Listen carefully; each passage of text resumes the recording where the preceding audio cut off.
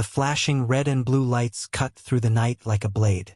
A lone biker, face hidden under a worn helmet, sat astride a rumbling Harley as two cops approached, weapons holstered but eyes wary. What neither of them knew, what no one in that quiet intersection could have guessed, was that this biker carried a silent radio on his belt, and on the other end of that frequency, 50 Humvees waited in the darkness. If you believe in loyalty, respect, and the power of brotherhood, stay with us. Like, subscribe to Endless Stories, and share your thoughts, because the next 10 chapters will show you what it means to stand together when no one else will. The sun was low in the sky, turning the two-lane road into a ribbon of gold that stretched across the scrubby plains. Cicadas hummed in the dusty grass, their chorus a steady backdrop to the quiet of the evening. A battered Harley idled at the side of the road, its chrome dulled by the dirt of countless miles. The man astride it was in his late 60s, maybe older, though the set of his shoulders and the steady way he held the handlebars made him seem ageless. His face was worn, carved by years of sun and wind, but his eyes were bright and clear beneath the brim of a faded cap. The bike's engine rumbled low and even, a heartbeat in the quiet dusk. The patrol car pulled up slowly behind him, lights flashing but sirens silent. Two police officers stepped out, one young and eager, the other older, his face a map of lines that spoke of years in the field. The younger officer adjusted his belt as he approached, the badge on his chest catching the last light of the day. "Sir, can you shut that engine off?" he said, voice firm but not yet unkind. The old man didn't move. His eyes flicked to the side mirror, catching the reflection of the flashing lights, then back to the road ahead. He didn't speak, didn't even blink. The older cop stepped closer, his expression cautious. "Evening, sir. Mind telling us why you're pulled over here?" The biker's hands tightened slightly on the grips, the leather of his gloves creaking. "Just needed a minute," he said, voice low and calm. The road was getting long. The younger officer shifted his weight, the scuff of his boots on the pavement loud in the hush. "License and registration," he said, a hint of impatience creeping into his tone. Slowly, the old man reached into the pocket of his jacket, pulling out a worn leather wallet. He handed it over without a word, his eyes never leaving the horizon. The older cop flipped it open, scanning the card, his brow furrowed. "Raymond Carter," he read aloud. "You're a long way from home, Mr. Carter." Ray nodded, a single slow dip of his head. "Been a long road," he said again. The younger cop's gaze moved to the bike, to the duffel strapped to the back with bungee cords and fraying rope. "You're not carrying anything illegal, are you?" he asked, his tone sharp now. Ray didn't answer. He just looked at the young cop with eyes that had seen more than this kid could imagine. The silence stretched, taut as a wire. The older cop cleared his throat. "We've got some concerns about this bike," he said, his voice careful. "There was a report about a vehicle matching this description, reckless driving. Maybe something more." Ray's mouth twitched, just the ghost of a smile. "I've been riding this road for 50 years, he said quietly. "Never had a problem with the law." The younger cop's hand drifted to the holster on his hip. "Let's not make tonight the first, sir," he said. The air changed then, a subtle shift like the sudden hush before a storm. Ray's eyes narrowed slightly. "I'm not looking for trouble," he said. "I'm just passing through." The older cop shifted his weight, his eyes on Ray's face. "Sir, we're going to need you to step off the bike," he said, his voice soft but leaving no room for argument. Ray's fingers drummed once on the clutch lever. He exhaled slowly, the sound of it lost in the murmur of the idling engine. Then he swung his leg over the bike and stepped off, boots scuffing against the gravel shoulder. The young cop stepped in, quick and eager, his hand brushing the butt of his sidearm. "Hands where I can see them," he snapped. Ray raised his hands, palms out, the gesture calm and deliberate. The old leather gloves creaked again, the sound small and oddly final. The older cop moved forward, one hand reaching for Ray's shoulder, the other for the duffel on the back of the bike. "Mind if we take a look?" he asked. Ray didn't answer. He didn't need to. The older cop unzipped the bag slowly, methodically. Inside was nothing but a rolled-up sleeping bag, a few cans of beans, a battered coffee pot. The simple, careful life of a man who lived by the road. The older cop paused, his hand resting on the sleeping bag. He looked at Ray, really looked at him for the first time. "Vietnam?" he asked quietly, nodding at the faded patch on Ray's jacket sleeve. Ray nodded once. "Long time ago," he said.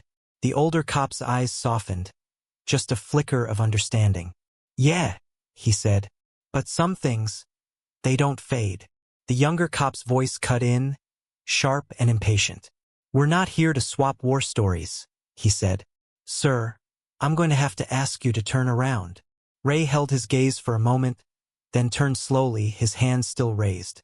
The air was thick with something unspoken, the low growl of the Harley the only sound. Behind them, the sun touched the horizon, the sky going gold and then pink. In the distance, headlights flickered on, but here on this quiet stretch of road, the world felt like it was holding its breath.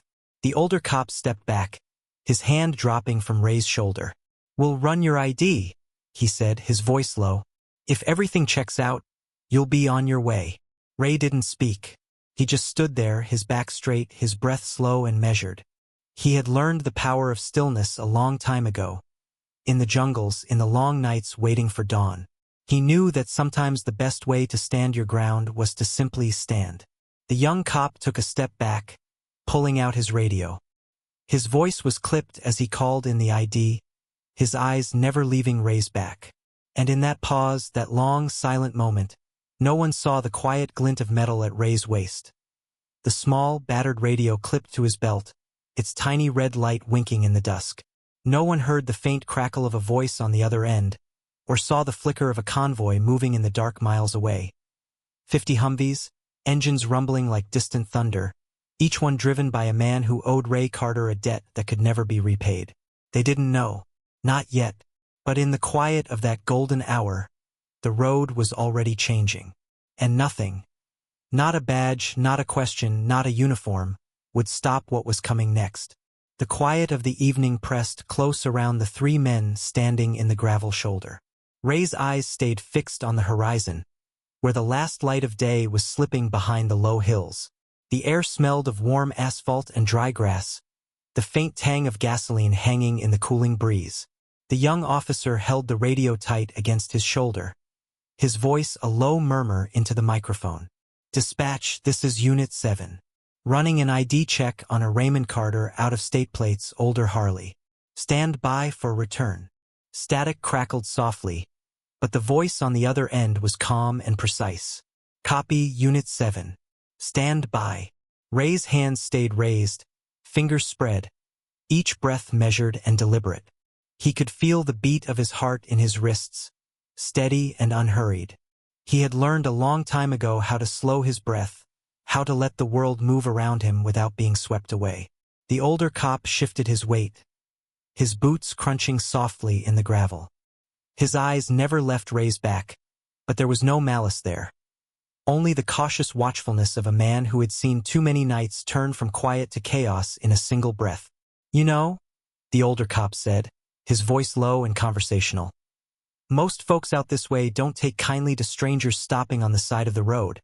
Folks get nervous, start asking questions." Ray didn't turn his head, but his voice was calm. "I'm not here to make anyone nervous," he said. "Just needed a break." The older cop nodded once, though Ray couldn't see it. "We get that, but folks are jumpy these days. Hard to know who you can trust." Ray let the silence settle for a moment. Then, softly, he said, "You can trust the men who stand with you when the night gets long." The older cop's eyes narrowed, a flicker of something thoughtful in his expression. He didn't reply, but he didn't look away either. The younger cop shifted, restless, the impatience in his movements clear. He spoke into the radio again, his words clipped. "Dispatch, do you have that return yet?" "Negative, Unit 7, came the calm reply. "Still processing. Stand by." The sky was the color of old copper now, the first stars winking to life in the darkening blue. A soft wind moved through the scrubby grass, carrying the faint smell of sage and something older, earth and memory, the ghosts of men who had passed this way before. Ray let the quiet seep into his bones. In the stillness, he could feel the low thrum of the Harley behind him, the steady growl of the engine like the purr of an old hunting cat. He could feel the weight of the radio on his hip, the silent promise of the voice on the other end of that tiny speaker. Miles away, the convoy was already moving. 50 Humvees, black and hulking in the gathering dark, each one driven by a man who had shared the long nights of a different war. Their engines were a distant thunder, a quiet vow that no man was ever truly alone. The young cop turned back to him, his eyes sharp. "What's in the bag, Mr. Carter?" he asked, his voice tight. "Camping gear," Ray said. "Coffee pot, a sleeping bag. Nothing you'd find interesting." "I'll be the judge of that," the young cop said, moving closer. His hand hovered near his holster, a reflex he hadn't learned to master yet. Ray didn't move. "You're welcome to look," he said. "I've got nothing to hide." The older cop's hand landed lightly on his partner's shoulder, a small, grounding weight. "Easy," he said quietly. "Let's see what dispatch says first." The younger cop hesitated, his jaw tight. He nodded reluctantly, stepping back just a pace. The older cop's eyes met Ray's for a long moment, and in that quiet look was a wordless understanding. Two men who had seen the edges of the world, who knew what it meant to stand in the dark and wait. The radio crackled again. "Unit 7, we're still waiting on confirmation. Possible flag on this name. Repeat, possible flag. Please advise." The young cop's mouth tightened. "Possible flag," he repeated, his voice low. "What kind of flag?" "Not sure yet," dispatch said. "Could be military. Could be federal. Just hold your position." Ray let out a slow breath, the faintest curve of a smile ghosting across his lips. He could feel the weight of the box in his mind. Every name, every promise he had carried with him from that distant jungle to this dusty road. The older cop shifted, his gaze flicking to the horizon. "You served," he said, not a question but a statement. Ray nodded once. "A long time ago," he said. "Some things stay with you." The older cop's mouth twitched in something like a smile. "Yeah," he said. "They do." The young cop's radio crackled again, and this time the voice was different, deeper, more deliberate. "Unit 7, be advised. You are to stand down. Repeat, stand down immediately. Do not engage further." The young cop's eyes widened. "Stand down?" he echoed. "On whose authority?" But before dispatch could answer, the low growl of engines reached their ears. A deep, rolling thunder that rose from the dark beyond the hills. The young cop turned, his eyes wide as he peered down the road. There, cresting the hill in a slow, deliberate line, came the convoy 50 Humvees, their headlights twin beacons in the night. At their head, a single Humvee stood out, its black paint gleaming in the moonlight, the silhouette of a man in the passenger seat standing tall and sure. Ray lowered his hands slowly, his eyes calm. "There with me," he said softly. The older cop just nodded once, stepping back. The young cop swallowed hard, the hand on his holster falling away as the realization settled in his chest like a stone.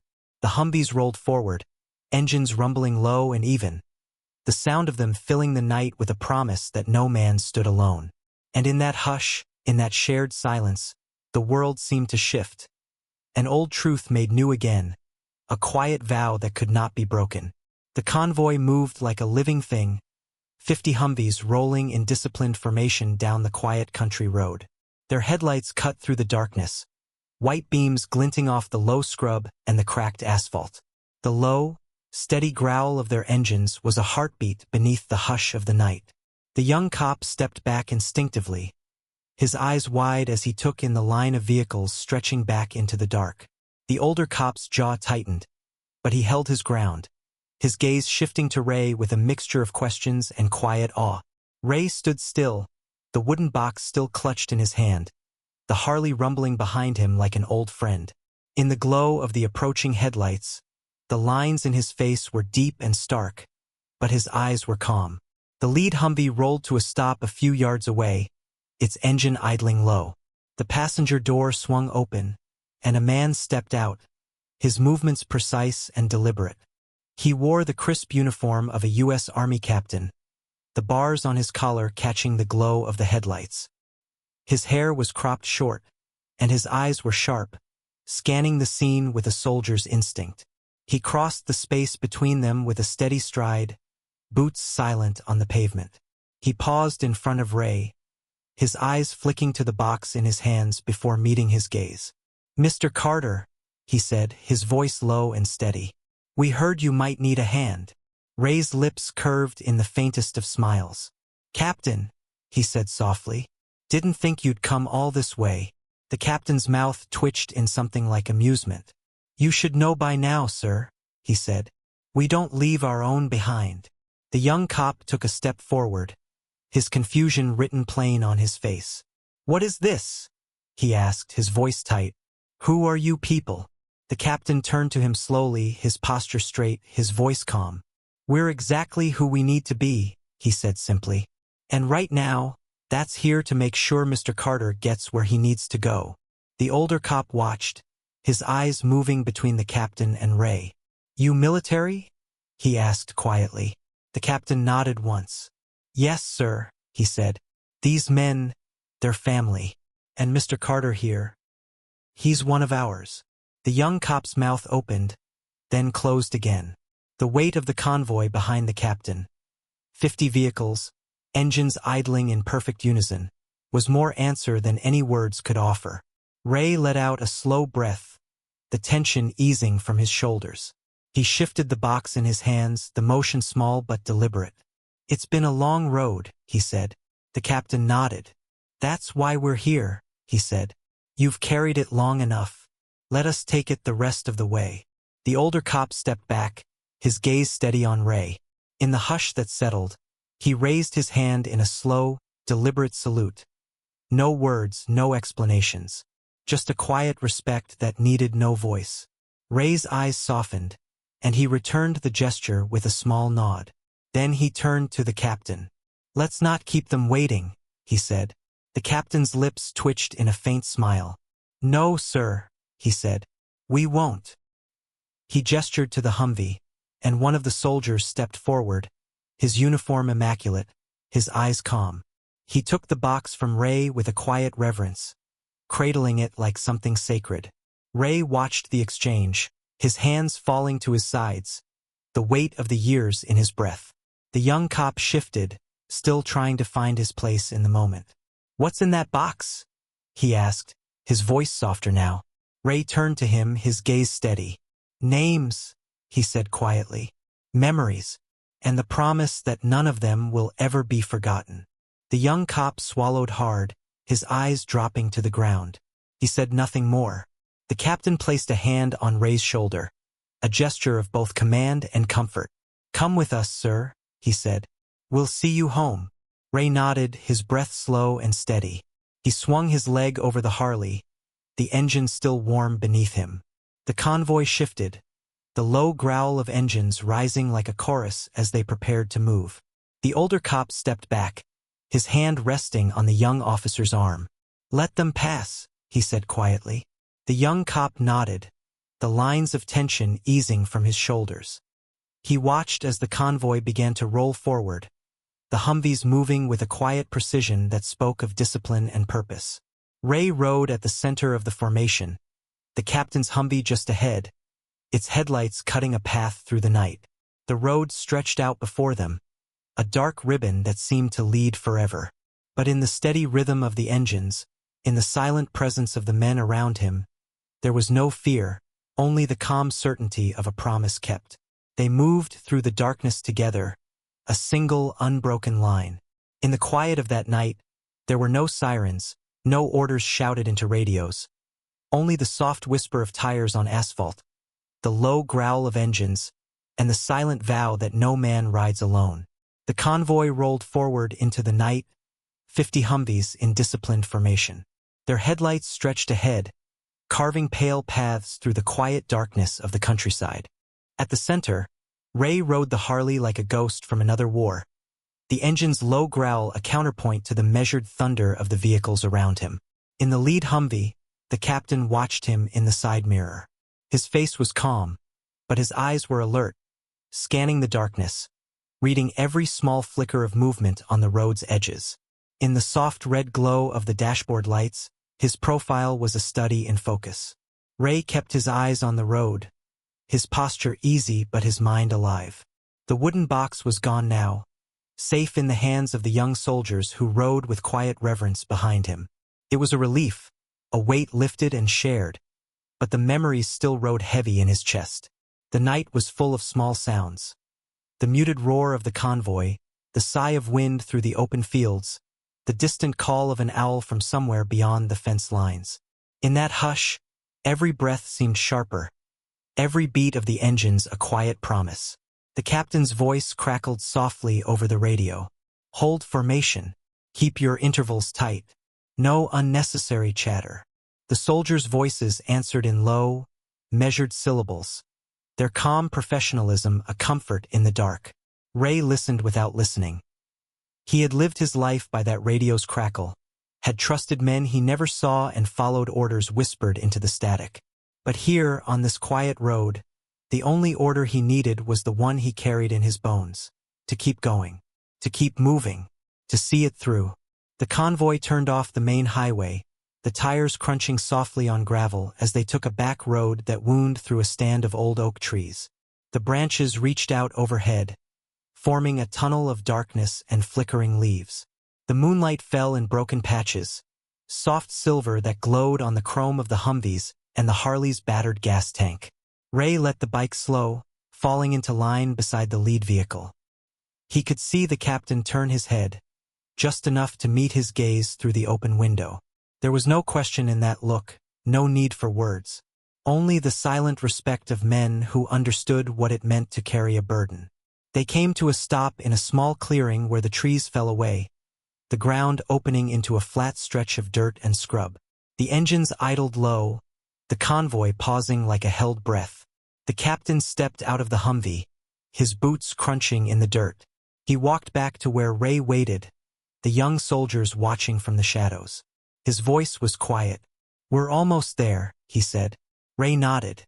"Good," he said simply. The captain's eyes moved to the Harley, then back to Ray's face. "You've been carrying that weight a long time," he said softly. Ray's mouth curved in a wry half-smile. "Some things, they don't ever really get lighter," he said. "But you learn to hold them, learn to let the road take some of it." The captain nodded, understanding in the set of his jaw. "Tonight we'll take it with you," he said. Ray looked out over the silent convoy, the lines of Humvees waiting in the dark. "They're good men," he said. "They are," the captain agreed. "They're here because of you." Ray didn't reply. He just breathed, feeling the night settle around him, the cool air soft on his face. In the darkness, he could almost see the faces of the men he had known, Tommy, and all the others who had stood with him in places the world had already forgotten. Their laughter, their fear, their quiet courage. It all lived in the silence of this moment. The captain clapped a hand on his shoulder, the grip firm and warm. "Let's ride," he said. Ray nodded, swinging his leg back over the Harley. The engine rumbled low, the vibration steady in his bones. The convoy rolled forward again, the Humvees parting around him as he took his place at the heart of the line. The road stretched out ahead, winding through the sleeping fields. The headlights threw long shadows across the asphalt, the flicker of fences and hedgerows sliding past in a quiet rhythm. As they drove, Ray let his mind wander. He thought of the boy with the sharp voice and restless hands, the young cop who had looked at him like he was a relic from another world. He thought of the older cop's steady eyes, the small, unspoken salute he had offered as the Humvees had rolled past.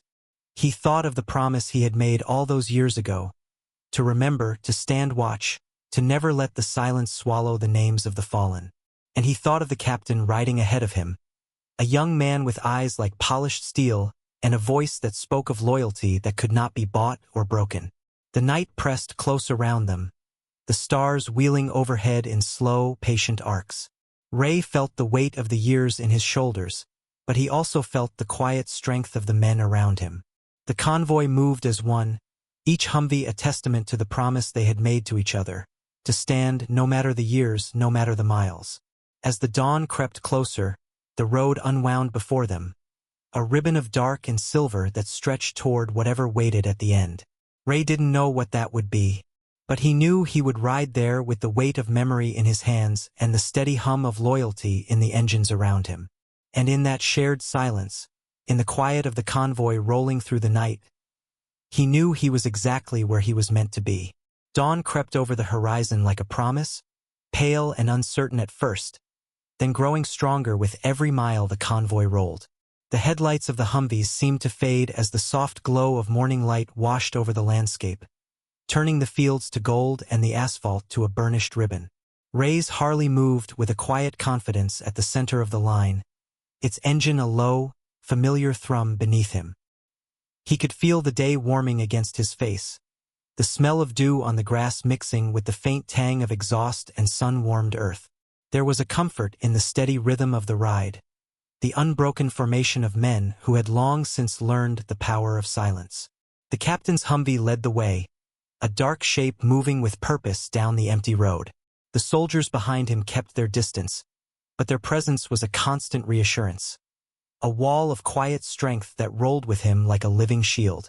They passed through small towns that were just waking up, their streets empty except for the occasional early riser pausing to watch the line of military vehicles glide past. Some lifted hands in uncertain greeting. Others simply stood and stared, the weight of the moment written in their eyes. Ray watched them through the haze of memory, each face a flicker of another time, another place. He thought of the boys he'd ridden with in his youth, men who had become more than brothers in the jungles and deserts, men who had taught him that there was no line between the past and the present, only the weight of the promise you carried. They rode on, the road winding through stands of old oaks and low hills that glowed in the early light. Birds lifted from the branches as they passed, their wings flashing white and gray against the sky. The world felt hushed, holding its breath as if it, too, was bearing witness to this quiet procession. The radio in the captain's Humvee crackled once, then fell silent again. There were no orders, no questions, only the steady pulse of engines and the knowledge that the path ahead was more than a road. It was a memory, a vow, a testament to the men who had stood with him and the ones who still would. The convoy slowed as they reached a crossroads, the signposts weathered and bleached by sun and rain. The captain raised a hand, signaling a halt. The Humvees stopped with the precision of a drill, engines idling low as dust settled around them. Ray swung off the Harley, his boots crunching in the gravel. The captain stepped out of his vehicle, his eyes scanning the horizon before settling on Ray. "This is where we turn," he said quietly. "There's a place up ahead, a clearing by the river. It's quiet. It seemed right." Ray nodded, the faintest smile tugging at the corners of his mouth. "You chose well," he said. The captain's lips twitched in a small, satisfied smile. "I thought you'd say that," he said.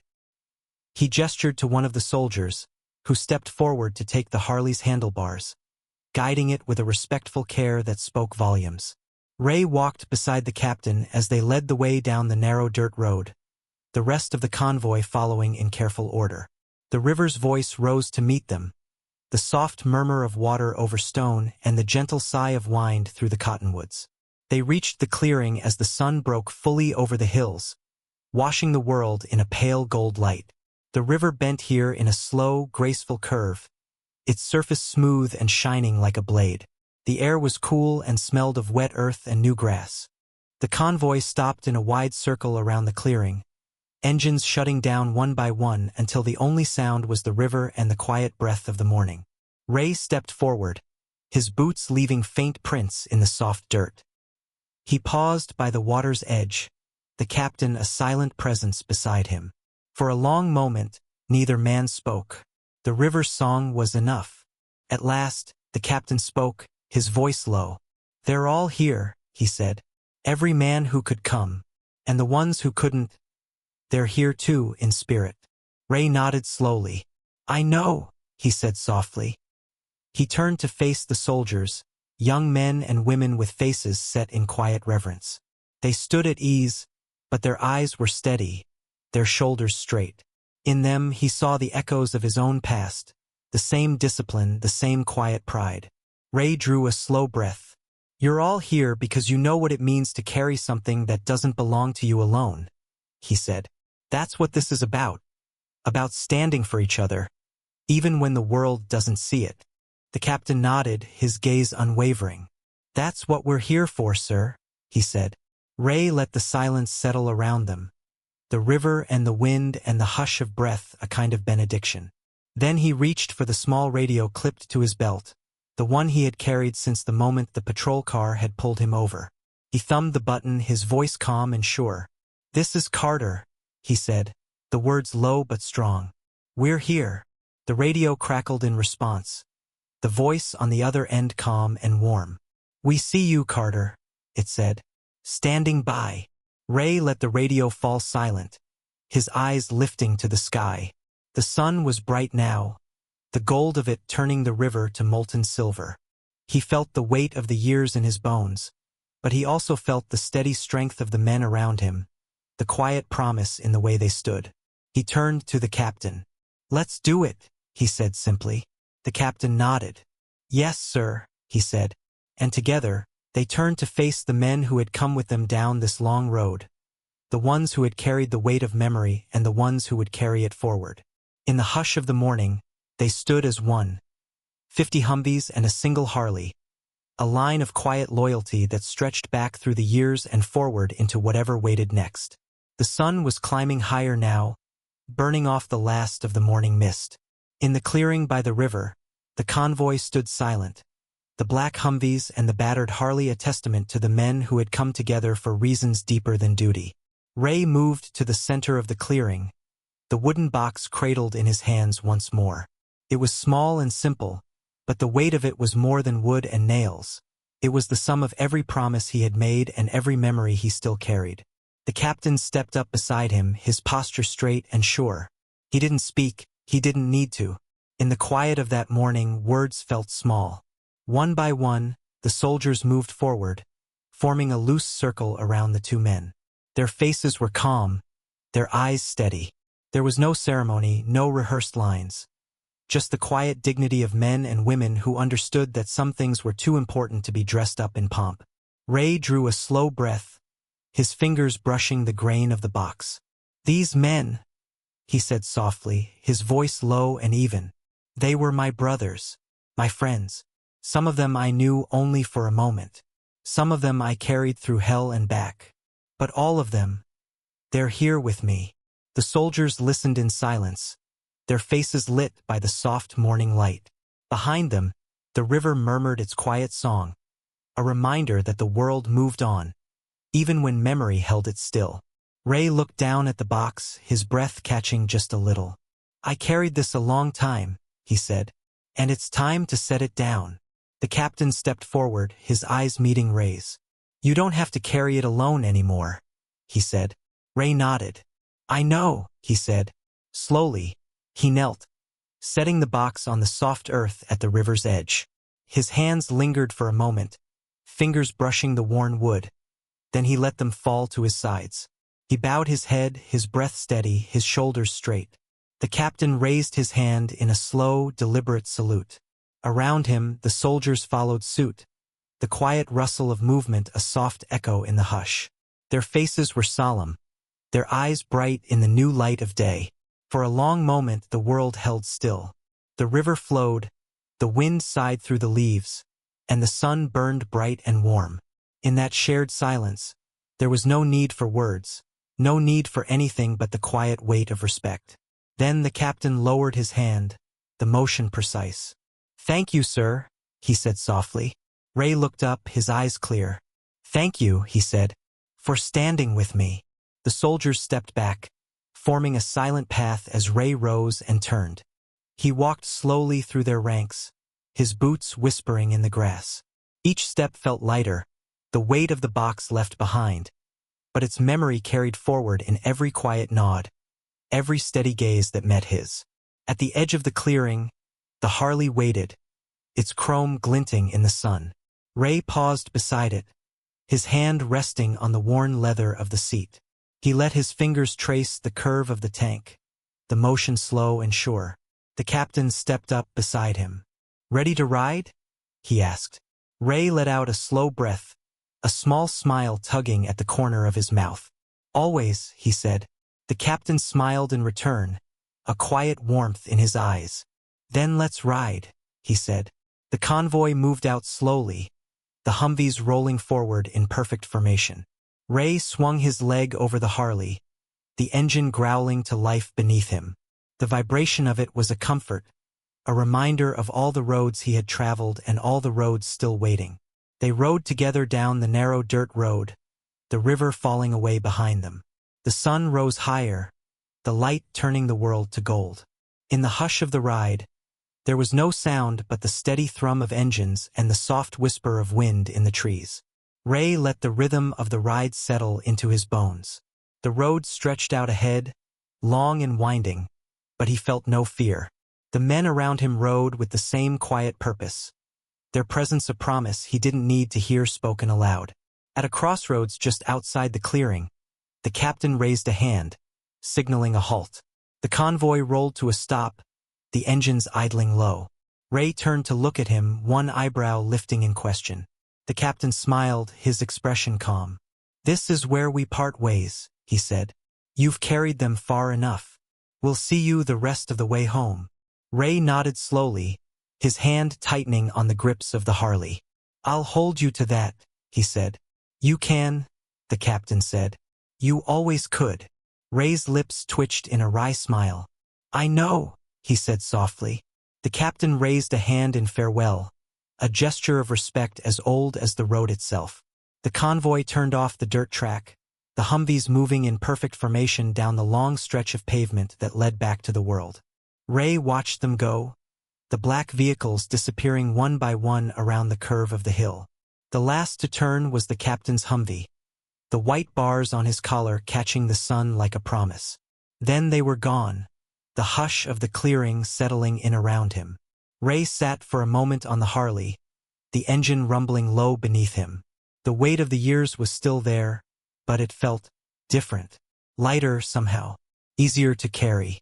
He drew a slow breath, the air warm and sweet. The river sang in the distance, the trees whispered in the breeze. And in that quiet, he knew that the road ahead was waiting, and that he was ready to ride it, 1 mile at a time. He turned the Harley onto the blacktop, the tires biting into the sun-warmed pavement. The road unspooled before him, long and open, the light of the new day stretching out like a promise. And in that moment, with the rumble of the engine beneath him and the quiet strength of the men who had stood with him in his heart, Ray Carter rode on, no longer carrying the weight of memory alone, but sharing it with every mile and every breath. The sun was climbing higher, warm light washing the land in a soft glow that spoke of promise and of quiet endings. Ray rode with the steady hum of the Harley beneath him, the road unwinding in gentle curves that seemed to stretch forever into the pale blue sky. He had left the convoy behind, the soldiers returning to their duty and the captain's last salute still warm in his memory. But the sense of them remained, a quiet echo in his bones, a promise in every mile that lay ahead. The weight of the wooden box was gone from his hands, but the memory of it rode with him, each breath carrying the names of the men he had known and the vows he had made. He let the miles slip by, the wind cool on his face, the smells of warm asphalt and wild sage a reminder of the years that had brought him to this moment. Every mile was a memory, every curve of the road a testament to the simple fact that he was still here, still moving, still holding the line. At a crossroads just outside a small town, he slowed, the Harley's rumble dropping to a low, steady purr. He pulled off the road and let the bike idle beside a weathered wooden fence. The field beyond was empty but alive with the sounds of morning. Cicadas in the grass, birds lifting into the sky, the low rustle of leaves in the breeze. Ray swung off the bike and stood for a moment, the silence of the place settling around him. He closed his eyes and let the sun warm his face, let the hush of the world sink deep into his bones. In that pause, he could almost hear their laughter. The voices of the men he had shared foxholes and jungle nights with, the voices of the men who had stood at his side when the world was on fire. He let that memory live in him for a moment longer. Then he turned back to the road. The town ahead was small. A scattering of houses, a diner with a neon sign flickering in the daylight, an old war memorial at the crossroads that spoke of generations who had stood as he had stood. He rode slowly through the town, the Harley's engine a gentle echo off the brick storefronts and the whitewashed fences. People paused to watch him pass. An old man with a weathered cap lifted a hand in greeting. A young boy waved shyly from the porch of the diner. Ray lifted a hand in return, the gesture small but sure. At the edge of town, he pulled into a narrow gravel lot beside the diner. He parked the Harley and swung off, stretching the stiffness from his legs. The door of the diner creaked open and a woman stepped out, her apron dusted with flour and her hair pulled back in a loose bun. "Morning, stranger," she said with a small smile. "Long ride?" Ray nodded. "Long enough," he said, his voice soft but steady. She looked at him for a moment, then nodded in return. "Coffee's hot," she said, "and the pie's fresh." He smiled, the lines at the corners of his eyes deepening. "That sounds just about perfect," he said. Inside, the diner was cool and smelled of fresh coffee and warm bread. Ray slid into a booth by the window, the leather seat cracked and comfortable beneath him. The woman brought him a steaming cup of coffee, the rich, earthy scent rising in the quiet air. He wrapped his hands around the mug and took a slow sip, the warmth of it settling deep in his chest. Outside the window, the world moved on, cars on the highway, the slow shuffle of life in a town that had seen generations come and go. Ray watched it all with a quiet calm. He thought of the convoy and the soldiers who had stood with him, of the captain's steady eyes and the weight of memory shared. He thought of the way the night had given way to morning, and of the way the road had always found a way forward, no matter how long or winding. When the pie came, he ate it slowly, savoring the sweetness and the warmth. Each bite was a reminder that the road was made of small moments as much as the big ones, that every mile was a chance to keep moving, to keep breathing, to keep remembering. When he finished, he left a few bills on the table and nodded his thanks to the woman behind the counter. She gave him a small smile in return, her eyes kind and knowing in the quiet of the diner. Outside, the sun was high and bright. Ray swung back onto the Harley, the engine rumbling to life beneath him like an old friend. He sat for a moment, his hands resting on the grips, his gaze steady on the road ahead. Then he eased the bike back onto the pavement, the tires humming on the warm asphalt. The road stretched out before him, a long, quiet line that promised nothing but the chance to ride it, 1 mile at a time. And in that promise, in the steady hum of the engine and the memory of 50 Humvees rolling beside him, Ray Carter rode on. No longer alone, never alone. The weight of memory shared and carried forward into the quiet light of a new day. Thank you for riding with us today. If you believe that respect and loyalty never fade, please like this video, subscribe to Endless Stories, and share your thoughts in the comments. We'll be back soon with more stories that remind us of the quiet strength of the human spirit. Thank you. See you in the next story.